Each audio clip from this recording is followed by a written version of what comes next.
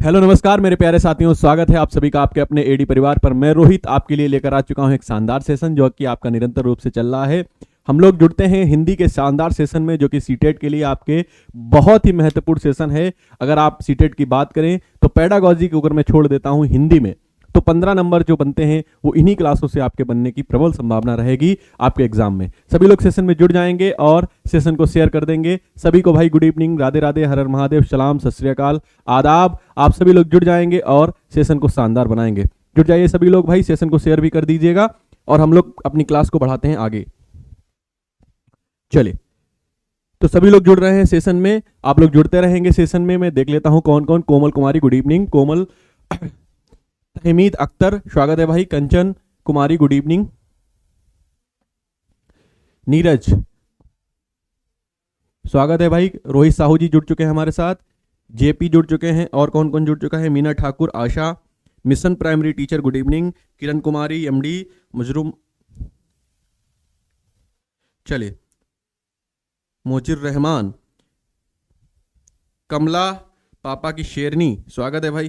गुंजन यादव, पंकज, राखी, सुधा, अनु, रणधीर, राजीव, आकाशदीप, राजू भाई, सभी का स्वागत है। नीतू कुमारी जी जुड़ चुकी हैं। चलिए, राजू कुमार, सभी का स्वागत है भाई। कैसे हैं आप सभी लोग और तैयारी कैसी चल रही है आपकी? राधे राधे, हर हर महादेव भाई। सीमा यादव जी गुड इवनिंग। चलिए, सेशन को शेयर कर दीजिए आप सभी लोग और ज़्यादा से ज़्यादा लोगों को जोड़िए भाई सेशन में, और हम लोग सेशन को आगे बढ़ाते हैं। आप लोग जुड़ते रहेंगे और क्लास को शेयर करते रहेंगे। पढ़ाई कैसी चल रही है, आप लोग कैसे हैं, जरा एक बार बताएंगे। और हमने कल चर्चा करी थी एक अपने बेहतरीन शानदार गद्यांश और पद्यांश की, आज भी चर्चा करेंगे उसी के बारे में, है ना। तो हम लोग जो चर्चा कर रहे हैं वो 15 नंबर की कर रहे हैं। देखो, अगर आप लोग प्रैक्टिस ही करते रहेंगे, सीटेट की प्रैक्टिस ही अगर आप करते रहेंगे, तो निश्चित रूप से आप मानिए कि इस क्लास से आप एग्जाम में जब बैठेंगे जाकर तो 13-14 क्वेश्चन ठीक कर लेंगे। बाकी अगर आपने थोड़ा अच्छे से कर लिया है तो 15 के 15 आप ला सकते हैं। रिया जी स्वागत है आपका भाई। रंजीत, चलिए,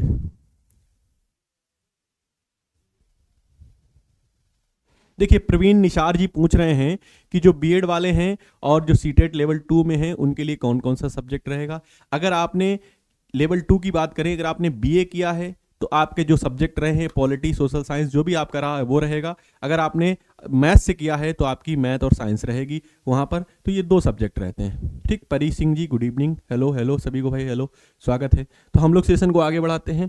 देखो, सेशन को आगे बढ़ाने से पहले मैं आपको बता दूं कि एप्लीकेशन पर जो भी हमारे विद्यार्थी, प्रिय विद्यार्थी जुड़े हुए हैं, एप्लीकेशन पर जो पैड बैच में जुड़े हुए हैं, उनको मैं बता दूं कि हिंदी में आपका समास स्टार्ट हो चुका है। तो आज समास की पहली क्लास थी वहां पर, तो अगर आप चाहते हैं तो उस क्लास को भी जुड़ सकते हैं, उस क्लास में भी आप जुड़ सकते हैं।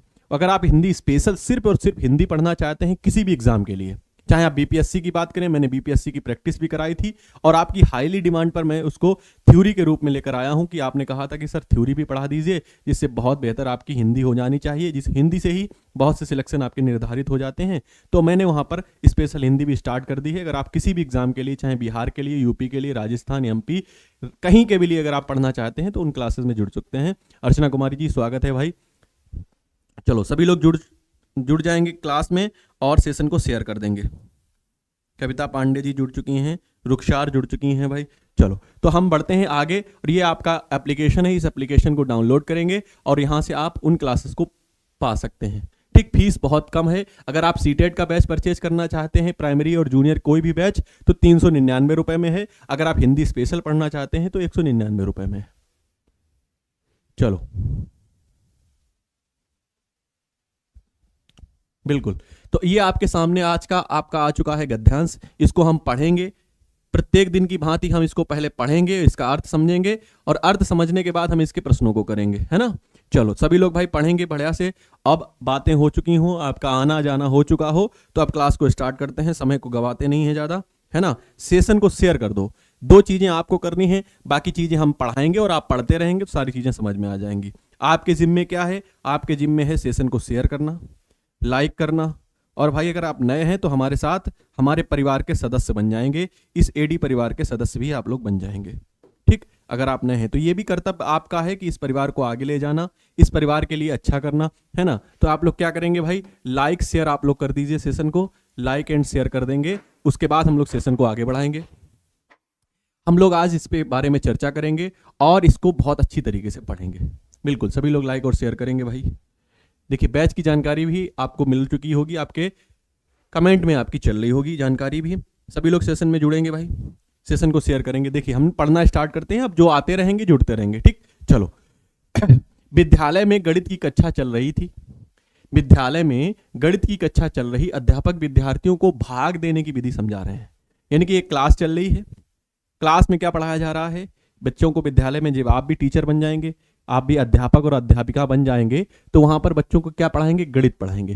और जब गणित पढ़ाएंगे बच्चों को, तो वह क्या होगा, वो आपकी क्लास में किस तरीके से आपको पढ़ाना है, एक पैराग्राफ के माध्यम से यहाँ पर चीजें आपको कवि ने या लेखक ने बताने का प्रयास किया है, उसके प्रश्नों को भी बताने का आप लोग प्रयास करेंगे, उत्तर देंगे। विद्यालय में गणित की कक्षा चल रही है, अध्यापक विद्यार्थियों को भाग देने की विधि समझा रहे थे।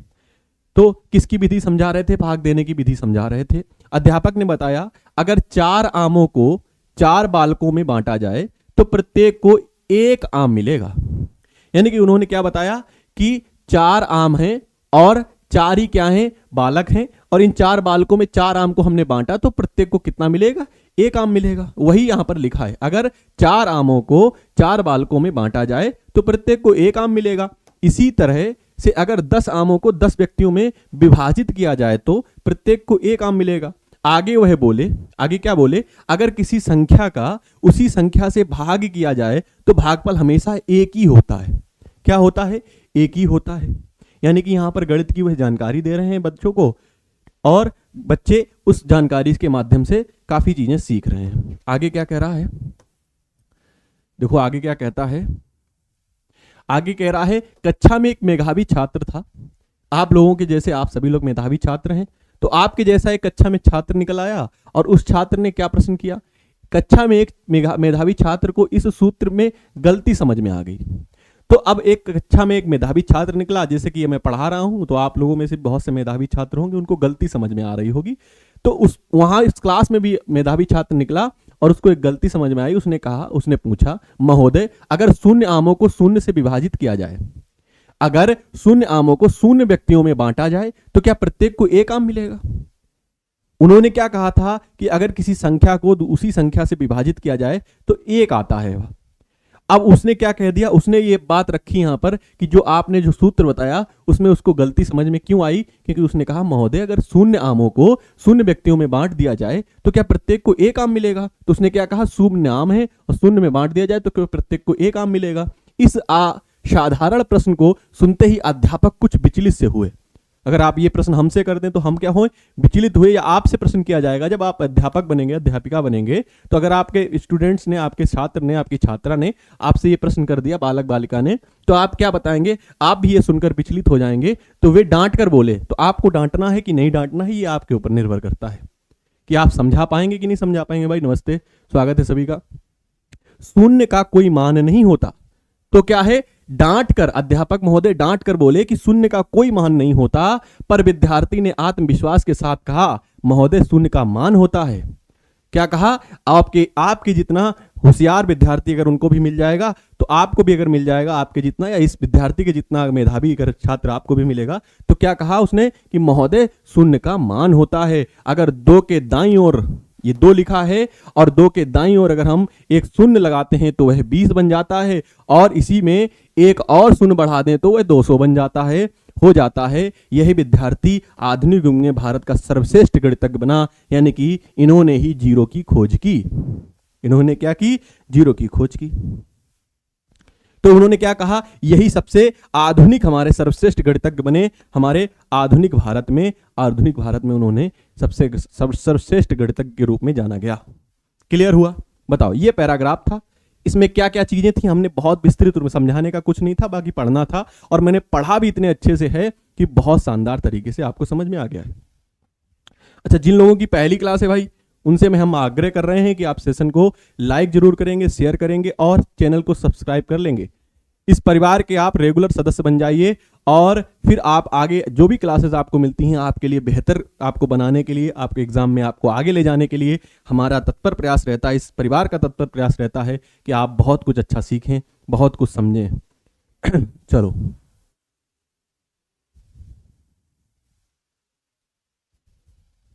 बिल्कुल समझ में आ गया, समझ में आ गया है तो हम लोग आगे बढ़े, प्रश्नों को करते हैं।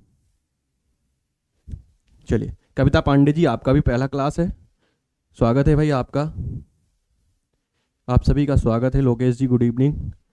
सेशन को शेयर कर दीजिए और लोगों को जोड़िए भाई, लाइक कर दीजिए। आप इतने लोग जुड़े हैं लाइक, लेकिन अभी तक आपने नहीं किया है तो ये गलत बात है।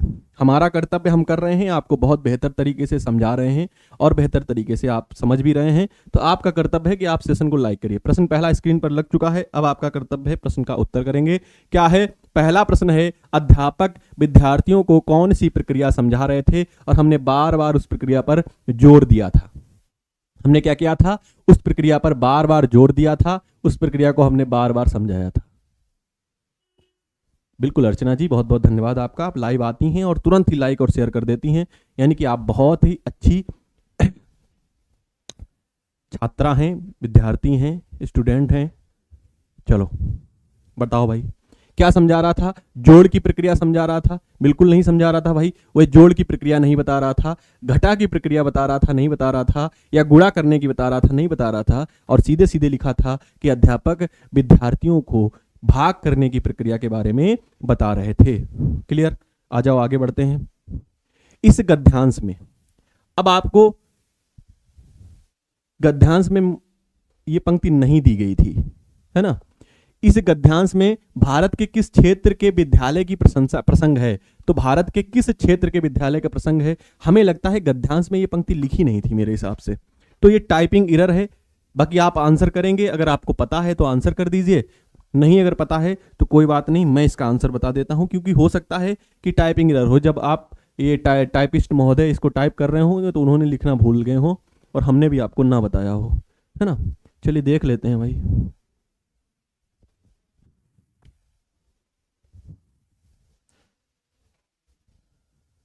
हाँ नहीं लिखा है, मुझे लग रहा है इन्होंने नहीं बताया है, बाकी आप लोग बताएंगे अगर आपको पता है। बिल्कुल कविता जी, पेपर 2 के लिए भी है और पेपर 1 के लिए भी है। आप मुझे ये बताइए कि क्या पेपर 2 में हिंदी नहीं आती?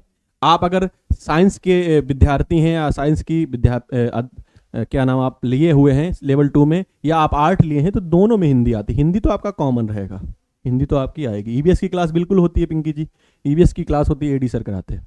तो ये दक्षिण भारत की बात करी गई थी यहाँ पर किसकी बात करी गई थी? दक्षिण भारत की।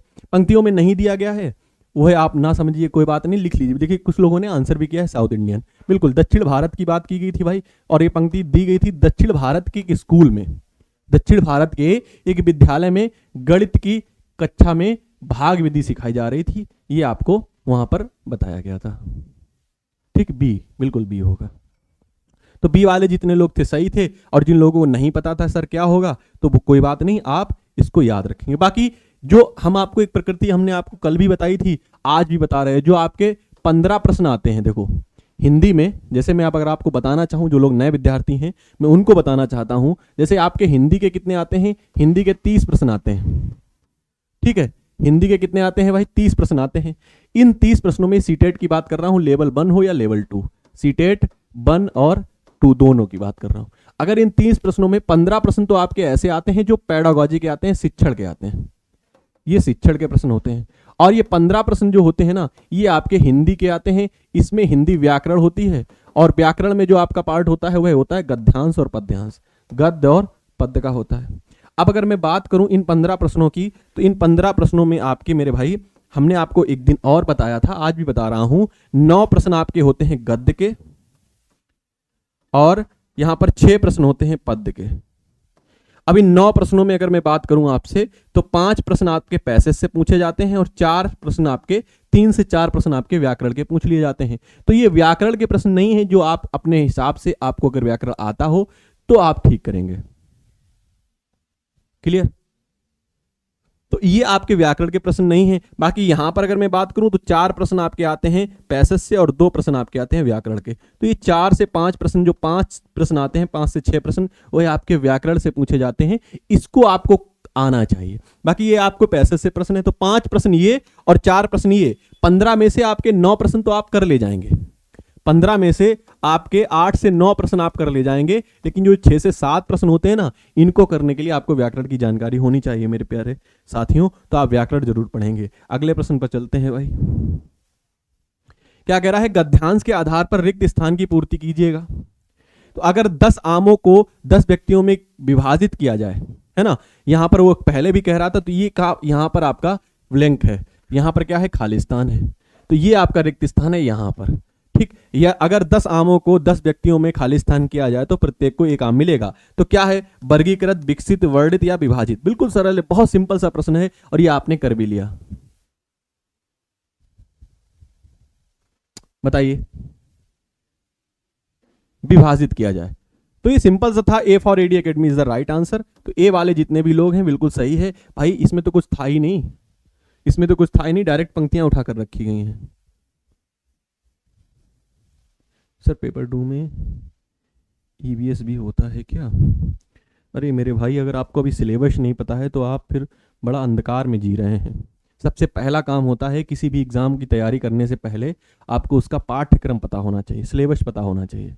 अगर आपको सिलेबस नहीं पता है तो आपने अभी पढ़ाई का एक तरीके से स्टार्ट ही नहीं किया, आपने पढ़ाई शुरू ही नहीं करी। डायरेक्ट आप पढ़ने लगेंगे तो आप कैसे सारी चीज़ें कर पाएंगे। आपको सिलेबस समझना है तो वीडियो पड़ी हुई है, एडिशन ने भी बताया है। बाकी आप सीटेट जब आपने फॉर्म भरा तो नीचे जाएंगे नोटिफिकेशन में, वहाँ पर नोटिफिकेशन डाउनलोड कर लेंगे। सिलेबस उसमें दिया गया है, क्या क्या आता है, किस लेवल में क्या क्या आता है। बहुत छोटी बात है सिलेबस पता होना, लेकिन पता जरूर होना चाहिए मेरे भाई। अगर आपको सिलेबस ही नहीं पता है तो आप क्या पढ़ रहे हैं, क्या दिशा है आपकी, आपकी कोई दिशा ही नहीं निर्धारित होगी। बताओ भाई, अगर आप मान लो आपको पता है यहां पर आपकी मंजिल है, सिलेबस का क्या रोल होता है आपके जीवन में, आपकी पढ़ाई के दौरान, ये मान लीजिए सिलेबस है, ठीक। ये आपका सिलेबस दिया गया है और आपको एक विद्यार्थी है जिसको सिलेबस पता है, आप भी यहां खड़े हैं और वो भी यहां खड़ा है। एक विद्यार्थी को सिलेबस की जानकारी है तो वो सीधे यहां पर पहुंचेगा। एक विद्यार्थी को सिलेबस पता ही नहीं है कि सिलेबस है क्या, तो वो यहां से यहां चलेगा, ऐसे चलता हुआ पहुंचेगा। जब यहां पर लास्ट में पहुंच पाएगा तो ये वाला सफल होगा कि ये सफल होगा। सिलेबस आपको दिशा दिखाता है, सिलेबस आपको बताता है कि आपको क्या करना है, सिलेबस आपको बताता है कि कितना पढ़ना है, क्या पढ़ना है और क्या नहीं पढ़ना है। ये भी आपको सिलेबस से ही पता चलता है। प्रीवियस ईयर क्वेश्चन हमें ये बताते हैं कि पेपर की प्रकृति क्या रहती है, पेपर में अभी तक हमसे क्या पूछा गया है, और उसी के इर्द गिर्द हमें तैयारी करनी रहती है कि पेपर वहीं से बनेगा। तो ये सारी चीज़ें आपकी बहुत बेसिक चीज़ें हैं। आपको यही नहीं पता है कि लेवल 2 में क्या आता है क्या नहीं आता, तो बहुत दिक्कत वाली बात है, ठीक। तो ये आप पहले, आज का जिन लोगों को सिलेबस नहीं पता है भाई, लेवल 1 के लिए अगर आप हैं 1 से 5 वाले या 6 से 8 वाले, जितने भी लोग हो लेवल 1 लेवल 2 के, सभी लोग पहले सिलेबस के बारे में जानेंगे, ठीक। उसके बाद तैयारी स्टार्ट करिए। तो ये आप बिना मतलब रणभूमि में कूद पड़े हैं, आपको पता ही नहीं है कि लड़ाई किससे करनी है ना, तो ऐसे काम नहीं चलने वाला भाई।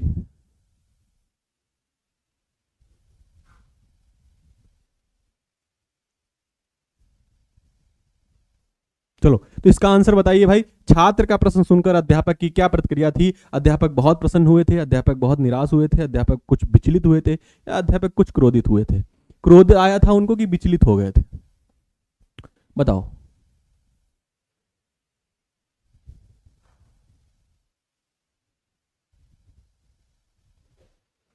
बताइए क्या आंसर होगा, आंसर दीजिए। आप लोग बातें कर रहे हैं, चौथे का डी बता रहे हैं, चौथे का बी बता रहे हैं। क्रोधित नहीं हुए थे भाई, क्रोध नहीं आया था उनको, वो विचलित हो गए थे। अब आपको ये भी आपको मैंने पढ़ाया है, देखिए ये लिखा हुआ है।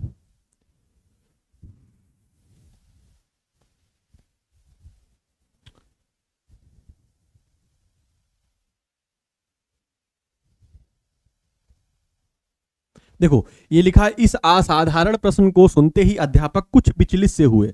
तो अध्यापक क्या हुए थे? विचलित हुए थे, है ना। सना खान कह रही हैं एसएसटी पेड पर नहीं हुए प्रॉब्लम। चले, तो ये आपका सी वाला, आपका C for Chennai is the right answer होगा। अध्यापक उसका प्रश्न सुनकर क्या हुए थे? विचलित हुए थे। आगे बढ़े, आगे बढ़ते हैं भाई। ये रहा आपका 5वां प्रश्न उस पैराग्राफ का, जल्दी से इसका भी आंसर करेंगे। क्या कह रहा है कि अध्यापक ने विद्यार्थी को क्या उत्तर दिया था? तो अध्यापक ने जो विद्यार्थी को उत्तर दिया वह क्या उत्तर दिया?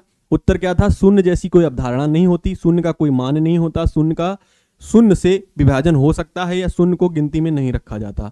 बताओ इसका आंसर क्या होगा? इसका आंसर बताइए आप सभी लोग, जल्दी से बताइए। चलिए,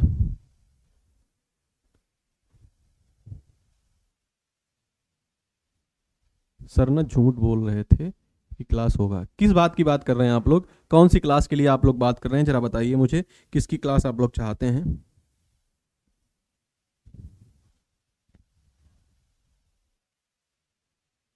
मैंने नोटिफाई नहीं बंद करी है। आप लोग देखिए, जब आप लोग चैनल को सब्सक्राइब करते हैं तो उसके बगल में बेल आइकन होता है, उसको भी प्रेस किया करिए। और जब आप उसको प्रेस करते हैं तो आप आल पे जाया करिए, ठीक है? आल नोटिफिकेशन आपको मिलेंगी तभी, है ना? सबके में आता है जिन लोगों ने ये किया है। इसका आंसर आप लोगों का क्या आ रहा है? जीएस के लिए सर जी। देखिए, जीएस की अगर मैं बात करूं तो जीएस आपकी एप्लीकेशन पर चल रही है। अभी अभी आपका कोर्स कंप्लीट कराया जा रहा है। जैसे ही आपका कोर्स कंप्लीट हो जाता है उसके बाद आपकी प्रैक्टिस भी स्टार्ट होगी प्रीवियस ईयर। अभी आपको देखने को मिलेगा थोड़े दिन बाद मॉडल पेपर, आपको थोड़े दिन बाद मॉडल पेपर भी कराते हुए हम लोग यहाँ पर मिलेंगे यूट्यूब पर। तो वहां पर आपकी पूरी 150 प्रश्नों की यहाँ पर क्या होगी, 150 प्रश्न कराए जाएंगे आपको यहाँ पर पूरे पूरे। तो ये आपको थोड़े दिनों बाद मिलेगा, ठीक है? बताओ, सी आंसर होगा। सी वाले बहुत बता रहे हैं कि शून्य का शून्य से विभाजन हो सकता है। मेरे भाई मैं कितना समझाऊं आपको। कंचन कुमारी जी, आप क्या आंसर कर रही हैं? आप जरा देखिएगा, मैं आपको पैराग्राफ दिखा देता हूं। क्या प्रश्न था, पहले प्रश्न पढ़ो और फिर पैराग्राफ पर चलो। अध्यापक ने विद्यार्थी को क्या उत्तर दिया? देखो, अध्यापक ने क्या उत्तर दिया था जब उसने प्रश्न किया, और प्रश्न को सुनकर अध्यापक क्या हुए, विचलित हुए। और विचलित होने के बाद उन्होंने क्या उत्तर दिया? देखो, वे डांट कर बोले शून्य का कोई मान नहीं होता। क्या नहीं होता? शून्य का कोई मान नहीं होता। और आप लोग आंसर सी कर रहे हैं, है ना? आप लोग आंसर क्या कर रहे हैं? सी कर रहे हैं। तो जब शून्य का मान नहीं होता और आप लोग कह रहे हैं शून्य को शून्य से विभाजित किया जा सकता है, ये उत्तर दिया था। यानी कि जब मैं आपको पैराग्राफ बता रहा था तब आप लोग गलत तरीके से कमेंट कर रहे थे, आप लोग आपस में बातचीत में लगे हुए थे।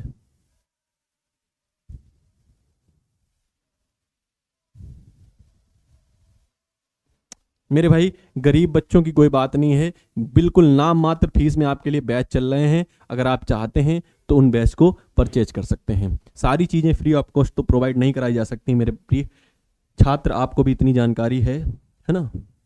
चलो, बहुत नाम मात्र फीस है। अगर आप बैच भी लेना चाहते हैं, 399 रुपये आपकी सारे सब्जेक्टों की फीस रखी गई है। बाकी अगर आप हिंदी की बात करें तो 199 रुपये। इससे ज़्यादा का तो आप रिचार्ज कराते होंगे अपने फ़ोन में। क्या है? शून्य का कोई मान नहीं होता, ठीक? तो बी वाले बिल्कुल सही हैं।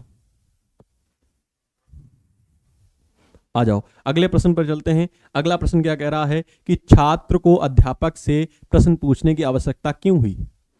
क्यों? ए ऑप्शन कह रहा है कि छात्र को प्रश्न करने की आदत थी, छात्र को अध्यापक की बात समझ नहीं आ रही थी, या अध्यापक ने छात्र को प्रश्न करने के लिए प्रोत्साहित किया, या छात्र को अध्यापक ने बनाए सूत्र में गलती नजर आई। तो पहला तो बिल्कुल गलत है, प्रश्न करने की आदत थी। दूसरा, अगर वो कह रहा है कि छात्र को अध्यापक की बात समझ में नहीं आ रही थी, इसमें भी थोड़ी बहुत आपको बात समझ में आ रही होगी। बाकी अध्यापक ने छात्र को प्रश्न करने के लिए प्रोत्साहित किया, बिल्कुल नहीं किया। यहाँ पर बी और डी आपका ऑप्शन बचता है। अब मैं देख लूँ यहाँ पर फिर भी सी दे रही हैं। कौन दे रहा है? एमडी अली जौहर जी। सी क्यों दे रहे हो भाई? प्रोत्साहित क्या किया था?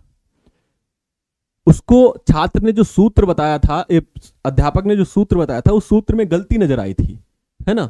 तो जब गलती नजर आई थी तभी उसके मन में प्रश्न उठा और उसने प्रश्न किया। मेधावी छात्र था। यहां पर बी वाला गलत है। तो डी वाले जितने लोग हैं सभी सही हैं, बाकी जितने लोग हो भाई सभी गलत कर रहे हो। आ जाओ, यहां पर आपके सामने प्रश्न आ चुका है व्याकरण का। अब यहां पर आपको बताना है, भिन्न पूछा गया। तो निम्नलिखित में से कौन सा शब्द भिन्न है? आपको भिन्न बताना है। भिन्न का मतलब है कि चार में से एक ऐसा शब्द होगा जो इन चारों में से अलग होगा, और तीन ऐसे होंगे जो सेम होंगे, है ना, जिनका अर्थ एक समान होगा। बताओ क्या है भाई? विद्यार्थी। तो नितेश सिंह का आंसर आया है विद्यार्थी। बाकी सेशन को भाई शेयर नहीं कर रहे हो आप लोग, सेशन को शेयर नहीं कर रहे हो,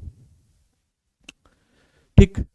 आपकी 7 बजे रेगुलर रूप से क्लास चलती है हिंदी की, और आप लोग क्लास में नहीं जुड़ते हो। देखना, ये क्लास बहुत इंपॉर्टेंट आपके लिए रहने वाली है।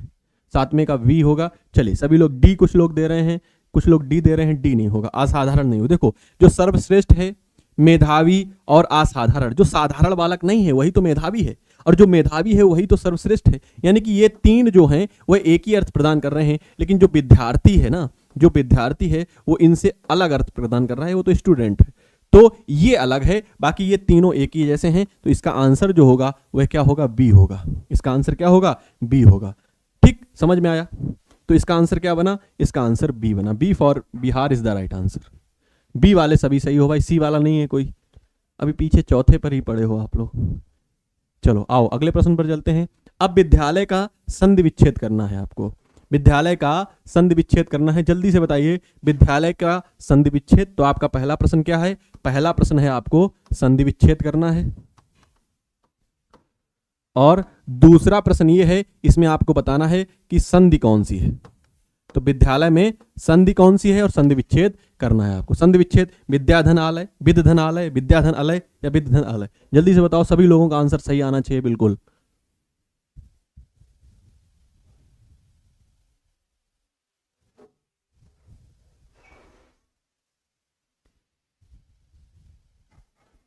नाशिर आलम जी, आप नंबर पर कॉल करिए, एडी सर के नंबर पर कॉल करिए, आपको जोड़ दिया जाएगा। अगर आपको कोई समस्या आ रही है तो एडी सर के नंबर पर कॉल करिएगा आप सभी लोग, ठीक है। नंबर आपको पता होगा भाई, 8517048600। इस नंबर पर आप जानकारी ले सकते हैं, 8517048600। जिनको भी एप्लीकेशन में जुड़ने में दिक्कत आ रही है वह आप यहाँ पर जुड़कर इस नंबर पर कॉल करके जानकारी ले सकते हैं, ठीक। कुछ लोग बी बता रहे हैं, कुछ लोग ए बता रहे हो। भाई बी नहीं होगा, ए होगा। तो विद्या और धन आलय, हमने बताया था संधि जब होती है तो दो सार्थक शब्द होने चाहिए। इसका भी अर्थ है, इसका भी अर्थ है, ठीक है। विद्या के लिए जो आलय है मतलब घर है, मंदिर है, वही क्या है, विद्यालय है। यानी कि यहां से हमने, यहां से क्या लिया, यहां से हमने लिया आ, और यहां से भी हमने लिया आ, और इन आ और आ के योग से बना क्या, दीर्घा। और यहाँ पर कौन सी संधि है, हमने आपको बताया था जब संधि पढ़ाई थी, सजातीय स्वर वर्णों का योग जहाँ पर मेल होता है वह क्या होते हैं, वह हमारे दीर्घ संधि के उदाहरण होते हैं। तो यहाँ पर किसी ने बताया है, रूपा मलिक ने बताया है दीर्घ संधि, बाकी अभी तक किसी ने नहीं बताया, ठीक है। अर्चना जी ने भी बताया है दीर्घ, और हमने ये बहुत बेहतर तरीके से समझाया है आपको कि दीर्घ संधि कैसे बनती है। आपको हमने एप्लीकेशन पर हिंदी की क्लास में हमने आपको संधि पढ़ा दी है आपको, और बहुत अच्छे तरीके से जिन लोगों ने उस क्लास को पढ़ा है मजा आ गया होगा। शिवानी शर्मा जी स्वागत है भाई, आज आपकी फर्स्ट क्लास है, आपका मोस्ट वेलकम है इस हमारे परिवार पर, आ जाइए। तो आप अपने अंदर आत्मविश्वास रखेंगे। अब आपको बताना है, समास की क्लास स्टार्ट हो चुकी है। समास आज पहली क्लास थी, पहली क्लास हमने समास की आज पढ़ाई है आपको एप्लीकेशन पर, ठीक है। ऐप पर हमने पहली क्लास पढ़ा दी है समास की, और जाकर आप देख सकते हैं आत्मविश्वास का समास विग्रह, और हमने वहां पर आपको समास विग्रह भी करना बताया है कि समास विग्रह पहली क्लास थी, इंट्रोडक्शन क्लास थी समास की, और इतनी बेहतर ढंग से पढ़ाई है। अगर गुंजन या जो भी लोग जुड़े हैं, जो लोग पढ़ते हैं उस क्लास में, ठीक है, शबनम और बहुत से लोग पढ़ते हैं वहां पर, अल्ताफ भी पढ़ते हैं, तो आप लोग बताएंगे कि आपको कैसी लगी है क्लास, और आप लोग इसका आंसर भी करेंगे। आत्मा और विश्वास, आत्मविश्वास का समास विग्रह क्या होता है, जल्दी से बताइए। गुड इवनिंग भाई सभी को। ए बता रहे हैं कुछ लोग बी बता रहे हैं, कुछ लोग सी बता रहे हैं, कुछ लोग डी। देखो कुछ लोगों के आंसर ए है, कुछ लोगों का बी है, कुछ लोगों का सी है, कुछ लोगों का डी है। यानी कि चारों ऑप्शन आपने ले लिए, चारों ले लिए। तो भाई अब आप बताइए कि अगर आप चार ऑप्शन तो सही होंगे नहीं, एक ही सही होगा, यानी कि तीन ऑप्शन वाले गलत हैं। गलत कौन है, सही कौन है, ये बताइए। यहां तो मैं आपको बिल्कुल बताऊंगा, ऐसा कुछ नहीं कि बताऊंगा नहीं। देखो समास विग्रह क्या होता है, समास विग्रह तो आपको पता है कि शब्द को दो भागों में तोड़ देना ही समास विग्रह कहलाता है, ठीक। लेकिन जब मैं आपको पूरी थ्योरी पढ़ाता हूं तो देखो थ्योरी पढ़ाने के लिए समय चाहिए, और यूट्यूब पर मैं आपको प्रैक्टिस इसलिए कराता हूं कि आपकी प्रैक्टिस होगी तो आप अच्छा हो जाएगा। अगर आपको प्रैक्टिस करने में या कुछ चीजें नहीं आ रही हैं, अगर आप जुड़ना चाहते हैं तो एप्लीकेशन पर जुड़ सकते हैं। और एप्लीकेशन पर हमने, अगर आप सिर्फ हिंदी के लिए जुड़ना चाहते हैं तो हिंदी स्पेशल का सिर्फ और सिर्फ आपके लिए 199 रुपए फीस रखी है। 199 रुपए की आपकी सिर्फ फीस है। ये क्या है, ये फीस है हिंदी स्पेशल के लिए। यहाँ पर सारे आपको वो पढ़ाए जाएंगे टॉपिक, जितने भी हिंदी के टॉपिक होते हैं, ठीक। बाकी अगर आप सीटेट का बैच लिए हैं या ले रहे हैं, लेना चाहते हैं, तो 399 का सीटेट प्राइमरी और जूनियर दोनों का है, लेवल 1 और लेवल 2 के लिए। इसका आंसर अभी तक नहीं आया है। देखो आत्मविश्वास क्या होता है, आत्मविश्वास आत्मा पर विश्वास होगा, आत्मा और विश्वास होगा, या आत्म से विश्वास होगा, आत्म का विश्वास होगा, या आत्म पर विश्वास होगा। यानी आत्मविश्वास खुद पे होता है ना। हमें आत्मविश्वास है कि हम आप लोगों को सीटेट में पास करा ले जाएंगे। हमें आत्मविश्वास है कि हम जो पढ़ा रहे हैं वह आपको बिल्कुल आपके पेपर में, आपके पेपर के पॉइंट ऑफ व्यू से बहुत इंपॉर्टेंट है। तो ये हमें आत्मविश्वास है, हमें खुद पर विश्वास है, हमें आत्मा पर नहीं, हमें आत्म पर विश्वास है, यानी कि हमें खुद पर विश्वास है। और यहां पर पर्ग जो है कारक चिन्ह लगा हुआ है, आत्मा पर विश्वास। ठीक, तो हमारा जो समास विग्रह होगा D for Delhi is the right answer. तो जिन लोगों ने डी किया था वह बिल्कुल ठीक किया था। चलो, डी वाले जितने भी महारथी हैं, वीरांगना हैं, वीर हैं, वह सभी ठीक किए हैं। लाइक कर दो भाई। सपना जी, अगर आपको हिंदी कम समझ में आती तो उस बैच में आप जुड़ के देखिए। हिंदी में ना मजा आ जाए तो मेरा नाम बदल दीजिएगा आप, मजा आ जाएगा। जितने भी विद्यार्थी वहां एप्लीकेशन पर जुड़े हुए हैं उनसे आप एक बार कमेंट के माध्यम से वो आपको बताएंगे कि हिंदी कितनी बेहतर तरीके से उनको समझ में आ रही है। ठीक, चलो, अगर आप जुड़ना चाहते हैं तो इस नंबर पर कॉल करिएगा 8517048600, या आप एडी लाइव एप्लीकेशन डाउनलोड कर लीजिए, डायरेक्ट बैच परचेस कर सकती हैं। अगर आपको बैच परचेस करना है किसी भी चीज़ का, हिंदी का या किसी भी आपको, तो आपको समझ में आएगा। डेमो देखिएगा, डेमो क्लासेस भी पढ़ी हैं, डेमो भी आप देख सकते हैं। 2 क्लासेस स्पेशल में पढ़ी हुई हैं, आप उनको पढ़िएगा। वर्णमाला से स्टार्ट किया था, बाकी समास पर आज पहुंच चुके हैं। ठीक, चलो, 2-3 टॉपिक हुए हैं अभी ज़्यादा आपका निकला नहीं है। बिल्कुल नहीं भाई पंकज जी, आपका भी देखता हूं, आप कमेंट करिए। तो आपका पहला कमेंट आया है।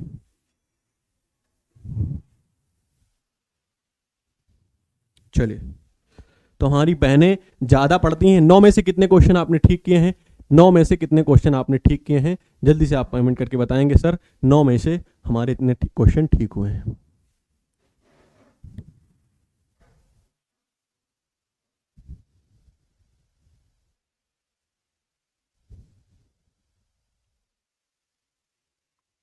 चलिए, तो ये आपका गद्यांश खत्म होता है। अब बात करते हैं पद्यांश या काव्यांश की। इसको भी पढ़ते हैं और इसको पढ़ने के बाद फिर हम इसके प्रश्नों को भी करेंगे। चलिए, आंसर आप लोग करेंगे भाई, कितने प्रश्नों के आपने उत्तर ठीक किए हैं?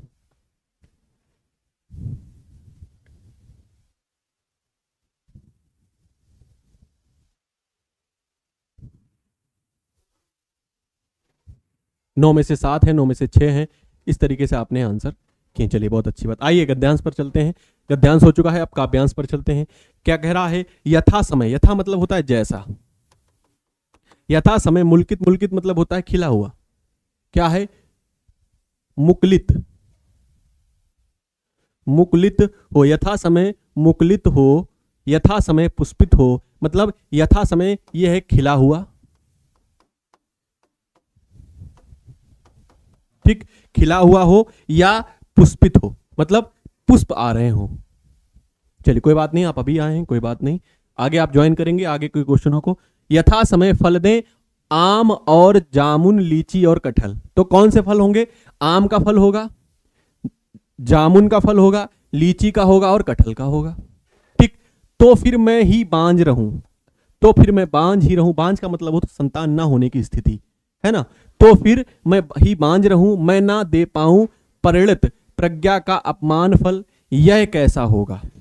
मतलब तो फिर वह एक जो कवि की कल्पना है उसमें वो ये कह रहा है कि अगर मान लो इसने ये कहा है कि यथा समय मुल्कित हो, खिला हुआ हो, और यथा समय पुष्पित हो, तथा यथा समय फल दे और जामुन, मतलब कभी कभी फल दे और कभी कभी क्या फल दे? जामुन दे, लीची दे, कटहल दे। तो फिर मैं बांझ रहूं, संतान ना होने की स्थिति हो, और मैं ना दे पाऊं परिणित, चारों ओर प्रज्ञा का अपमान अपना फल, यह कैसा होगा, यह क्यों कर रहा होगा। सलिल को सुधा, सुधा मतलब होता है, सुधा, सुधा का मतलब होता है अमृत, है ना। सुधा का मतलब क्या होता है भाई? अमृत होता है, पीयूष, सुधा। ठीक, तो सलिल को सुधा बनाए, तटबंध धरा को मुदित करें, मुदित करें नियंत्रित नदियों, तो फिर मैं ही रहूं निर्वद्ध, मैं ही रहूं अनियंत्रित। यानी कि वे कवि की जो कल्पना है उस कल्पना के माध्यम से कह रहा है कि अगर मैं समय पर सारी चीजें ना दे पाऊं, अगर मैं समय पर खिल ना सकूं, समय पर पुष्पित ना हो सकूं, तो या मैं समय पर फल ना दे सकूं, जामुन, लीची और कटहल, आम, जामुन, लीची और कटहल, तो फिर क्या मतलब है। नेटवर्क प्रॉब्लम हो रहा है, कोई बात नहीं, यहां पर तो अभी ठीक चल रहा है। ठीक, तो इससे अच्छा है कि मैं बांझ रहूं, इससे अच्छा क्या है कि मैं बांझ रहूं। सलिल का मतलब होता है, सलिल को सुधा बनाए तटबंध, पानी, सलिल का मतलब होता है जल, पानी, तो पानी को सुधा बनाए, तटबंध धरा को मुदित करे, मुदित मतलब होता है खिला हुआ। है ना। मुदित का मतलब क्या होता है मेरे भाई? मुदित का मतलब होता है खिला हुआ, खिल जाता है ना चेहरा, प्रसन्न। तो मुदित क्या करे? मुदित करें नियंत्रित, मतलब प्रसन्न करें नियंत्रित नदियां तो फिर मैं रहूं निर्बद्ध, मतलब बिना कुछ सोचे समझे ही फिर मैं रहूं, मैं ही रहूं अनियंत्रित, मतलब मैं फिर नियंत्रित ना रहूं, मैं क्या रहूं? अनियंत्रित रहूं, है ना। ये सारी चीजें इसमें कही गई हैं, ये सारा आपको यहां पर बताया गया है। बाकी इनके प्रश्नों को अब देखते हैं भाई, आ जाओ इनके प्रश्नों पर आते हैं। तो इतना समझ में आ चुका होगा आपको, ठीक है।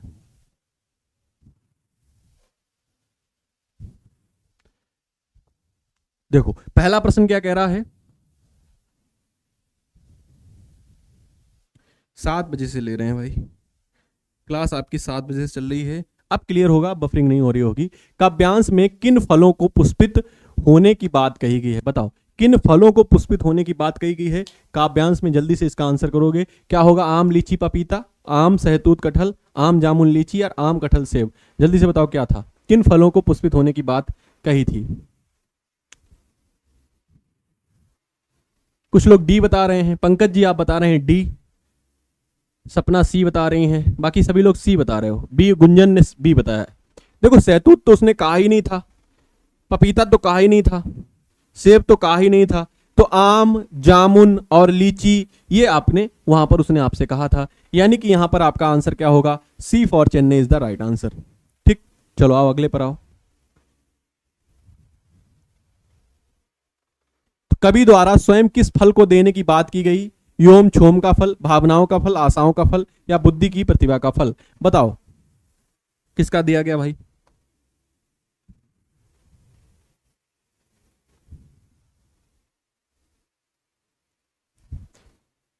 देखो वहां पर जो उसने सारांश दिया था, सार बताया था, वो सार ये था कि जब एक कवि मतलब वो सारी चीजें जब समय पर ना दे पाए और उसकी बुद्धि और प्रतिभा का कोई प्रयोग ना हो पाए, तो फिर ऐसा उसको कह रहा था, फिर हमें ऐसे अच्छे से मुस्कुराने या अच्छे से रहने का, बंधन मुक्त रहने का कोई मतलब नहीं है ना।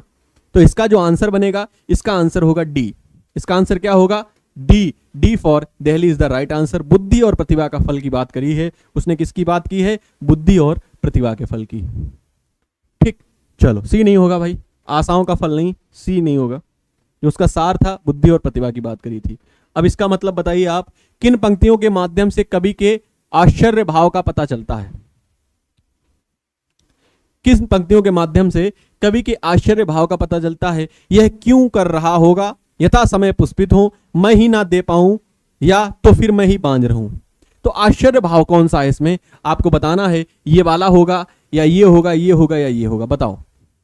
यहां पर आश्चर्य भाव तो एक ही में लग रहा है कि तो फिर मैं ही बांझ रहूं, यानी कि अगर ऐसा है सब कुछ है तो फिर मैं बांझ रहना ही पसंद करती हूं, यानी कि मैं संतान ना होने की ऐसी स्थिति होती है बांझ होना, तो उसी स्थिति में रहना पसंद करूंगी। तो ये तो आश्चर्य भाव है ना, ये तो कवि के माध्यम से जो पंक्तियों में कहा गया है उसमें आश्चर्य भाव तो यहां पर निकल रहा है। तो D for Delhi is the right answer. इसका भी आंसर क्या है? डी है। देखो जो काव्यांश होता है उसका हमें भाव समझना होता है, उसका हमें भाव समझना होता है, उसका सारांश समझना होता है, हमें उसका क्या सार है ना।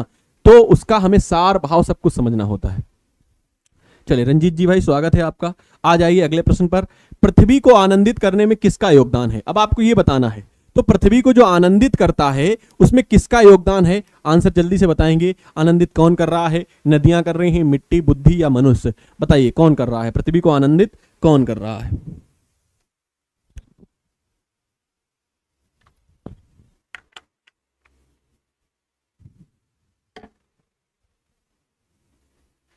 बिल्कुल। तो नितेश का आंसर आया है, रोशन सिंह का आया है,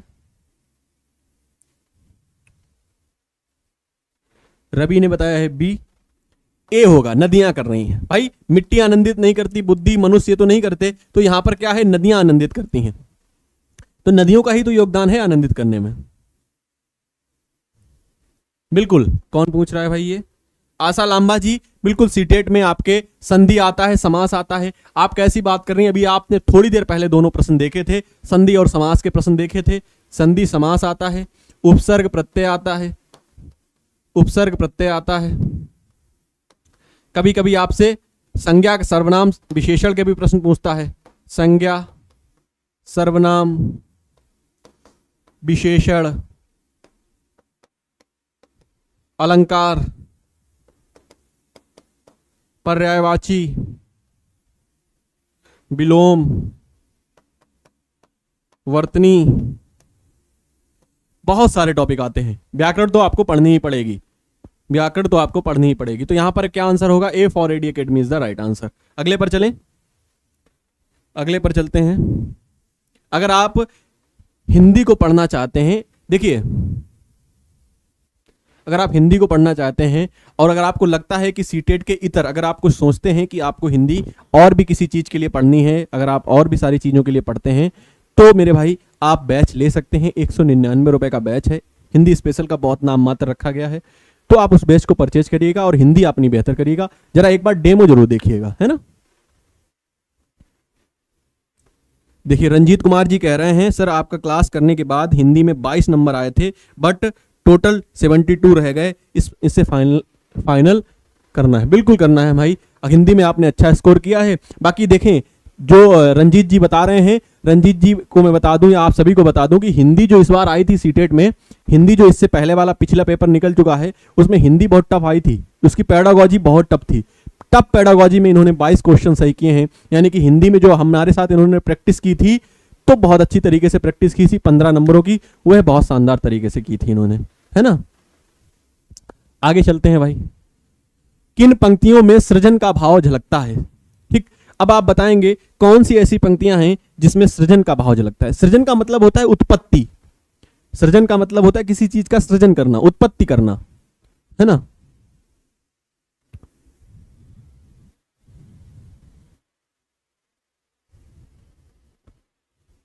कोई बात नहीं, सीटेट कर रहे हैं आप डबल, अच्छी बात है। सृजन का मतलब होता है उत्पत्ति।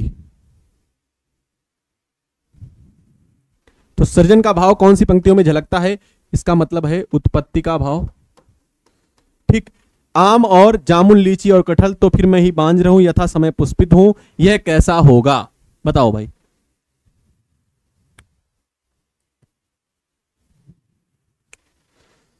तो सृजन का भाव, उत्पत्ति का भाव किसमें हो रहा है? ए बता रहे हो आप, आम, जामुन, लीची और कटहल। बिल्कुल नहीं भाई।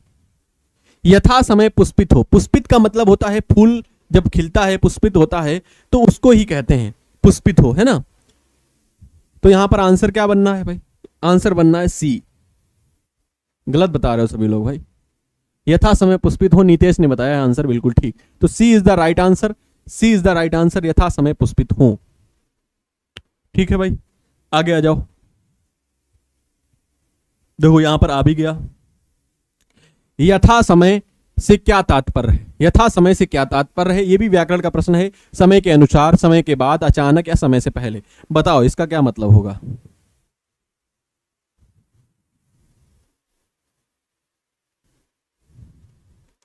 सपना जी का आंसर सी है, आशा लांबा ए बता रही हैं, हीना साहू जी बता रही हैं समय के अनुसार।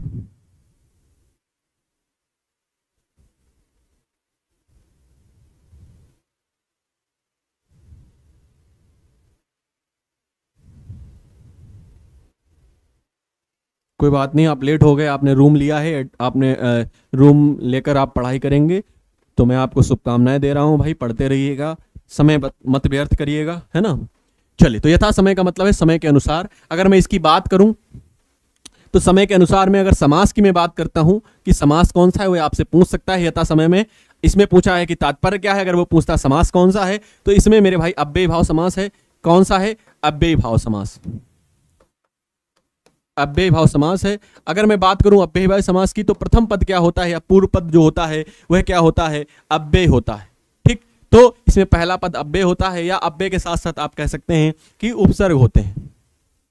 क्लियर? तो यहां पर हमारा अव्ययी भाव समास है और इसका आंसर है A for AD academy is the right answer. तो ए वाले जितने भी हमारे प्रिय विद्यार्थी हैं, स्टूडेंट हैं, उनको सभी का बिल्कुल आंसर ठीक आ रहा है। बताओ भाई, 15 में से कितने प्रश्नों के उत्तर आपने ठीक किए हैं? आप जल्दी से अपना स्कोर बताएंगे और हमें बताएंगे। देखिए थोड़े दिन बाद जैसे ही जैसे आपका पेपर का समय आता रहेगा, आपका समय आगे बढ़ता रहेगा, फिर हम आपको 2 पैराग्राफ कराया करेंगे, यानी कि हम आपको 30 नंबर की प्रैक्टिस कराएंगे, है ना। 30 नंबर की। उसमें हम क्या करेंगे? उसमें हम एक पैराग्राफ लेवल 1 का लेंगे और एक पैराग्राफ लेवल 2 का लेंगे। दोनों लेवल के तैयारी आपकी एक साथ होती रहेगी, तो बहुत सारे पैराग्राफ आप कर लेंगे, है ना। बताओ, 13 सही हुए हैं भाई, 10 सही हुए हैं किसी के, गिनती नहीं की रिंकू जी, कोई बात नहीं। पंकज जी ने 11 सही कर दिए, रवि ने 10 सही किए हैं, सपना जी आपके 10 सही हुए हैं। व्याकरण के क्वेश्चन गलत हो रहे हैं, गलत कौन से हो रहे हैं जरा मुझे आप लोग कमेंट करेंगे। शबनम खातून 14, शबनम पढ़ती हैं हमसे एप्लीकेशन पर, हिंदी पढ़ती हैं ये, बिल्कुल। चलिए रोशन सिंह जी कोई बात नहीं, आपने 6 किए हैं, उसमें से 5 सही हुए हैं आपके, 13 सही हुए हैं किरण जी के। एडवांस एबिलिटी, आप तो लेट हो गए थे, आपने 15 के 15 कैसे कर दिए भाई, कोई बात नहीं प्रियंका जी।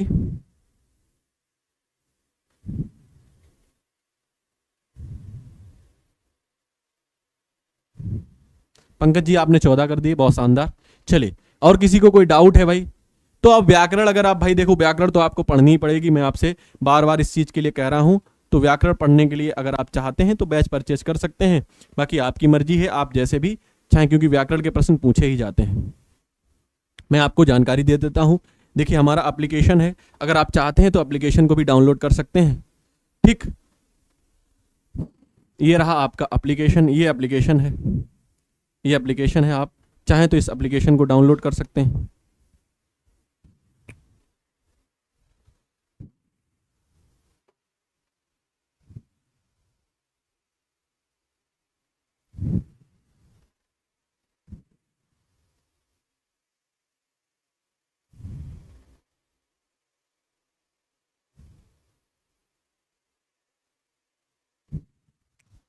बिल्कुल, मेरी प्रत्येक विद्यार्थी पर, प्रत्येक स्टूडेंट पर नजर है, तो अगर आप झूठ बोलते हैं तो अपने आप साथ धोखा करते हैं। देखिए, ये आप ऐप डाउनलोड कर सकते हैं, आप नंबर लिख सकते हैं 8517048600, इस नंबर पर आप कॉल करके भी बैच की जानकारी ले सकते हैं या बैचों में जुड़ सकते हैं। ठीक, बैच किस तरीके से चल रहे हैं जरा मैं वो बता दूं आपको। अगर आप सीटेट के बैच में जुड़ना चाहते हैं, सीटेट के बैच में, चाहे आप लेवल 1 या लेवल 2 की दोनों की बात करूं, तो दोनों की फीस आपकी क्या है, 399 रुपए, चाहे फर्स्ट और सेकेंड लेवल की बात करें 399 रुपए। अगर मैं हिंदी स्पेशल की बात करूं, अगर आप हिंदी में जुड़ना चाहते हैं, हिंदी पढ़ना चाहते हैं, हिंदी स्पेशल, डेमो जरूर देखिएगा, एप्लीकेशन पर जाकर डेमो आप देख सकते हैं, डेमो वहां पर आपको फ्री मिलेगा। 199 रुपए हिंदी स्पेशल की यहां पर फीस रखी गई है। बाकी किसी भी बैच की अगर आपको जानकारी चाहिए तो इस नंबर पर कॉल कर सकते हैं आप।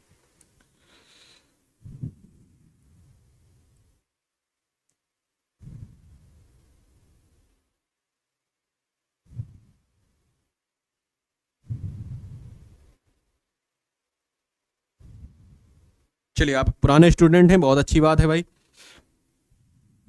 चलो, आप लोग हमारे साथ जुड़े, बहुत बहुत धन्यवाद। अगर आप किसी भी जानकारी चाहते हैं तो नंबर में एक बार फिर लिखे दे रहा हूं, 8517048600, इस नंबर पर आप कॉल करिएगा और सारी जानकारी आपको मिल जाएंगी। ठीक, बिल्कुल। आशा लांबा जी, ये आपकी क्लास कानपुर उत्तर प्रदेश से लाइव चल रही है, जहां से भी आप जुड़ी हैं, सभी को भाई भाई बहुत बहुत धन्यवाद।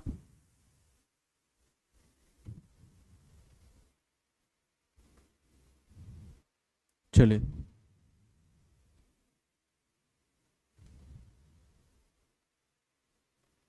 बिल्कुल, मिलेंगे आपसे अगली क्लास में। हमारी टाइमिंग 4 बजे रहती है एप्लीकेशन पर, मैं हिंदी पढ़ाता हूं एप्लीकेशन पर 4 बजे, और 7 बजे यहां पर आपको प्रैक्टिस कराता हूं मैं यूट्यूब पर सीटेट की। ठीक, मिलेंगे आपसे अगली क्लास में, तब तक आप अपना और अपनों का ख्याल रखिएगा, पढ़ते रहिएगा, आगे बढ़ते रहिएगा। जय हिंद, वंदे मातरम।